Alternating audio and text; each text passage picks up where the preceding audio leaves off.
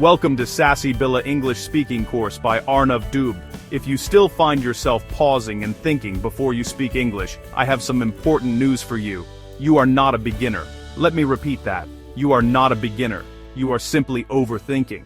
You're likely translating sentences word for word from your native language, or you're getting stuck worrying about perfect grammar rules for every single word. This hesitation is what holds you back, not a lack of knowledge. It's a very common trap for intermediate learners, but today, we are going to break free from it. The solution isn't to study more complex grammar. The solution is to change your approach entirely. That's why today's lesson is not about grammar English. It's about mindset English. This is a powerful shift. Instead of building sentences from scratch, you will learn to use practical, modern, and ready-made phrases that native speakers use every single day in professional and social situations.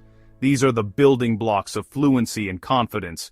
They will help you sound more natural, communicate your ideas clearly, and participate in conversations without that frustrating pause. Get ready to upgrade your vocabulary. Alright, let's start with phrases for showing alignment and making decisions. These are crucial for teamwork and moving projects forward. First up, I'm on board. For example, after reviewing the proposal, I'm on board with the plan. Now what if you're undecided? You can say I'm on the fence, as in I'm on the fence about switching jobs. The new offer is good, but I like my current team. If a claim seems exaggerated, use this. That's a stretch. For instance, he said he can finish it in an hour, but that's a stretch. Here's a great one for negotiations. It's not a deal breaker. You could say, the delivery date is later than I'd like, but it's not a deal breaker. And finally, when you need more time to think, I'm weighing my options. For example, I'm weighing my options before I commit to a final decision. Next, let's cover scheduling and follow-ups. These phrases keep conversations organized and productive.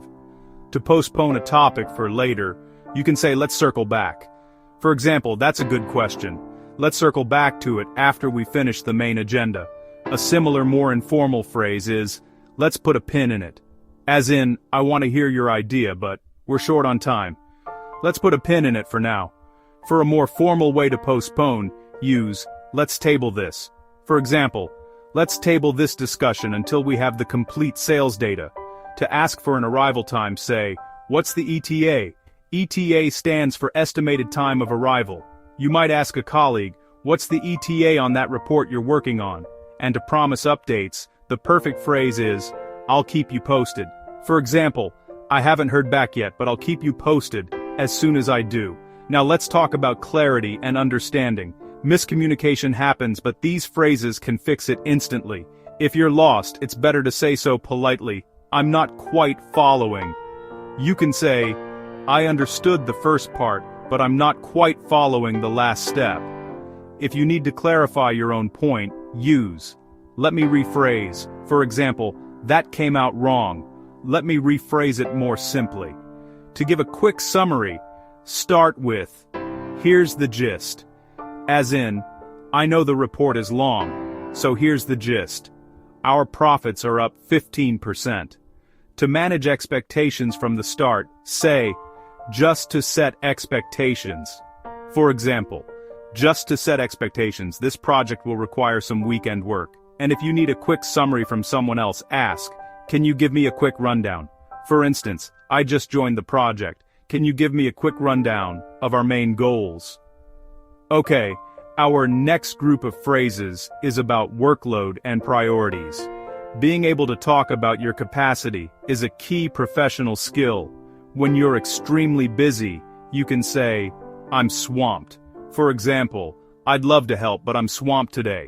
Can we connect tomorrow? For when you're deeply focused and can't be disturbed, I'm heads down. As in, I'm heads down on this report to meet the deadline. I'll be available this afternoon. When a deadline is very short, call it a tight turnaround. For example, they need the designs by tomorrow morning.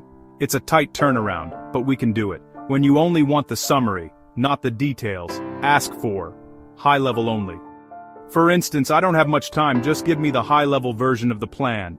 And for a task that requires a lot of effort, say, it's a heavy lift. For example, rebuilding the entire website from scratch is a heavy lift, but it will be worth it.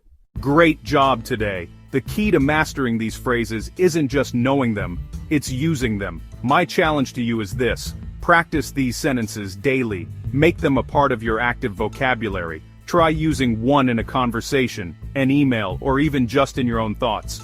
This daily practice will help you achieve the most important goal: to stop translating in your head.